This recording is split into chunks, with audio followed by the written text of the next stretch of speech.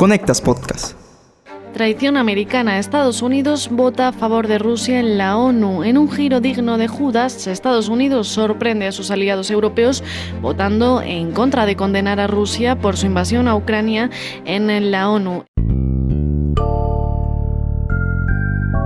Las noticias sobre el dramático timonazo de Trump ante la invasión rusa, como esta de Radio Intereconomía de España, resonaron en toda Europa. El viejo continente ve con sorpresa cómo Estados Unidos está rompiendo el sistema pactado tras la Segunda Guerra. ¿Y dónde queda América Latina en este nuevo desorden mundial? Esta semana en Tenemos que hablar, América Latina ante la agonía de Occidente.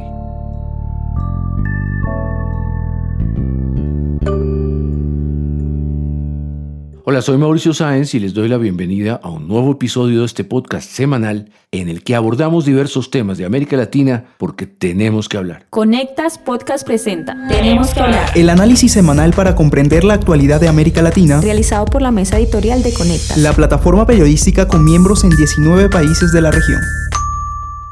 Nadie podía creerlo. Por primera vez, Washington se unió a un selecto club de dictaduras como Corea del Norte, Nicaragua y Bielorrusia para rechazar una resolución de la ONU que pedía la salida de los invasores rusos de Ucrania. Y si Trump fue capaz de hacer eso, ¿qué no podría hacer en nuestra región? Para conversar sobre este tema me acompaña hoy Octavio Enríquez, editor de Conectas. Bienvenido, Octavio. Muchas gracias, Mauricio.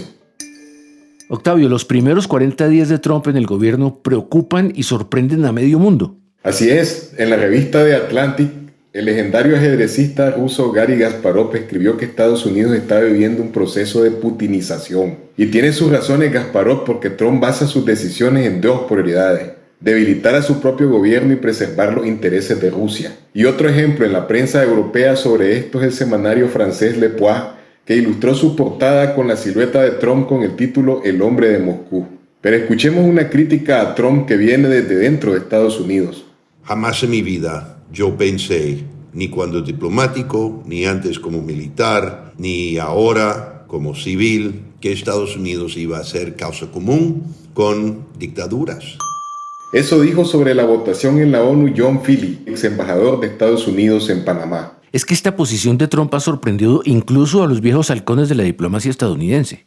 Es un cambio histórico. Eso es lo que opina Paulina Astroza, doctora en Ciencias Políticas y Sociales y profesora de la Universidad de Concepción en Chile. Jamás pensé que Estados Unidos iba a votar contra una resolución de la Asamblea General de las Naciones Unidas en que no hace que otra cosa que aplicar los principios y las normas del derecho internacional que fueron creados y surgieron fundamentalmente después de la Segunda Guerra Mundial y que son creación en gran parte de los propios Estados Unidos. O sea, Franklin Delano Roosevelt tiene que estarse revolcando en la tumba.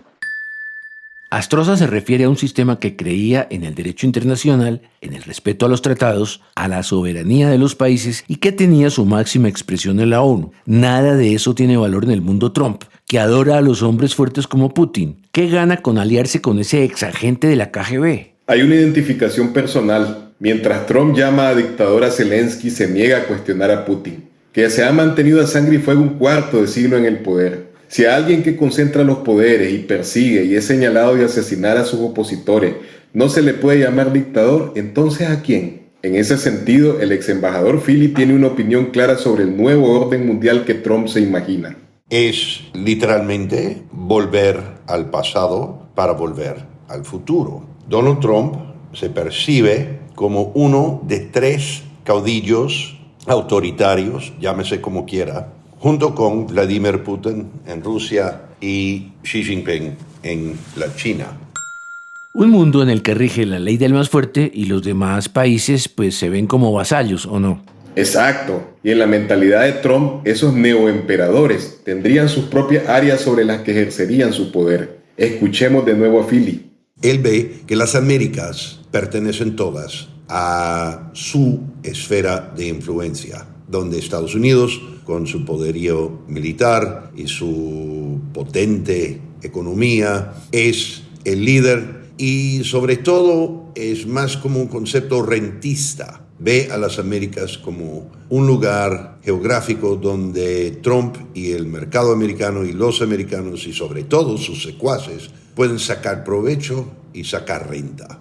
Y también él ve que en Asia eso pertenece, entre comillas, pertenece a Xi Jinping y Europa pertenece a Vladimir Putin. De ahí el rechazo de Europa, que busca rearmarse a toda velocidad para enfrentar el expansionismo de Putin, y esta vez sin contar con su aliado de toda la vida, o sea, Estados Unidos. Pero dime, Octavio, en este nuevo orden mundial o desorden mundial, ¿cómo queda América Latina?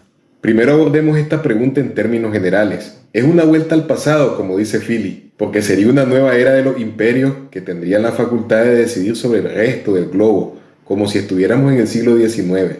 América Latina queda entonces en una situación complicada, pues nadie quiere quedar en la mira de Trump. Por eso los presidentes latinoamericanos evitan chocar con Washington hasta donde pueden. En la votación de la ONU de la que hemos hablado, si bien Chile votó contra los intereses rusos, otros como Costa Rica traicionaron su tradición de respeto al derecho internacional y prefirieron abstenerse para evitar la cólera de Trump.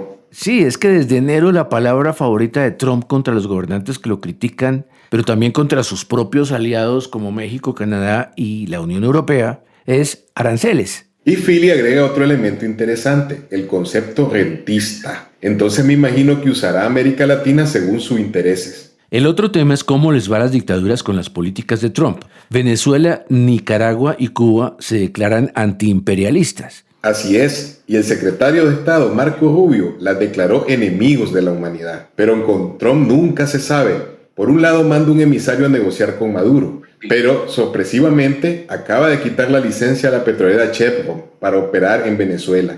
Eso significa un golpe económico al régimen chavista. Philly cree por ahora que Cuba no está en el radar de Trump y lo más probable es que deje ese tema en manos de Rubio, que es hijo de inmigrantes cubanos. De Nicaragua, le preocupa que su aeropuerto siga sirviendo como trampolín de migrantes. En todo caso, no parece haber un interés en Trump de lograr un cambio político importante en estos países. Y las medidas contra la ayuda humanitaria lo demuestran, como dice el exdiplomático.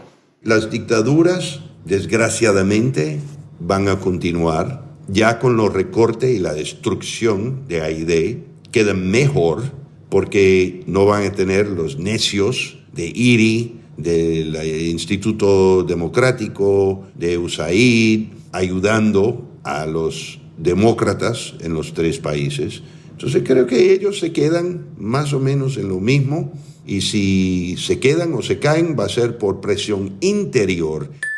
Pero en los últimos años China se ha dedicado a invertir en América Latina y hoy tiene una presencia muy fuerte en muchos países, por no decir en todos. ¿Cómo cuadra esta realidad con la visión de Trump de las tres hegemonías? Ahí hay evidentemente una contradicción y un motivo de conflicto. Los ideólogos conservadores de Trump consideran a China como la mayor amenaza para Estados Unidos en este siglo, pero parece muy tarde para contrarrestar su presencia en América Latina. Uno de los temas que obsesionan al nuevo presidente de Estados Unidos es la influencia china en el Canal de Panamá, pero parece que también se están moviendo en otro tipo de intereses estratégicos. El profesor Carlos Cascante de la Universidad de Costa Rica afirma que hay iniciativas chinas para desarrollar infraestructura y telecomunicaciones en varios países de Centroamérica, y todas están bajo la lupa de Estados Unidos. Centroamérica está viviendo toda la presión de los Estados Unidos para que empresas chinas no trabajen, no desarrollen proyectos críticos, especialmente el 5G, por ejemplo, en Costa Rica, en Panamá, y también desarrollo de infraestructuras críticas como puertos, aeropuertos en El Salvador y Honduras. Sobre esto hay que recordar que Trump ya consiguió que Panamá virtualmente sacara a la empresa Hutchinson de los puertos del canal, una empresa que es de Hong Kong y ha manejado sus puertos por lo menos durante 20 años. Mauricio, otra cosa que hay que decir es que China entró porque Estados Unidos desde hace años dejó sola la región. La profesora chilena Paulina Astroza lo explica con mucha claridad. Cuando Estados Unidos dejó de contribuir en distintas agencias de Naciones Unidas, quien aumentó su contribución fue China. Cuando Estados Unidos se alejó de América Latina y el Caribe, porque tanto Estados Unidos como la Unión Europea se habían alejado durante mucho tiempo de América Latina y el Caribe, bueno, ¿quién avanzó? China. O sea que en medio de todo, ese reparto mundial por imperios o civilizaciones, como dicen los ideólogos de Trump, pues tiene graves problemas. Uno no se imagina que China deje tan fácilmente sus intereses en América Latina o que Europa acepte sin problemas convertirse en un apéndice del oso ruso. Mejor dicho, sálvese quien pueda. Muchas gracias, Octavio, por participar en este episodio. A vos, Mauricio, y un saludo a toda la audiencia. Y a quienes nos siguieron, los esperamos en la próxima edición de este podcast semanal de Conectas, porque tenemos que hablar.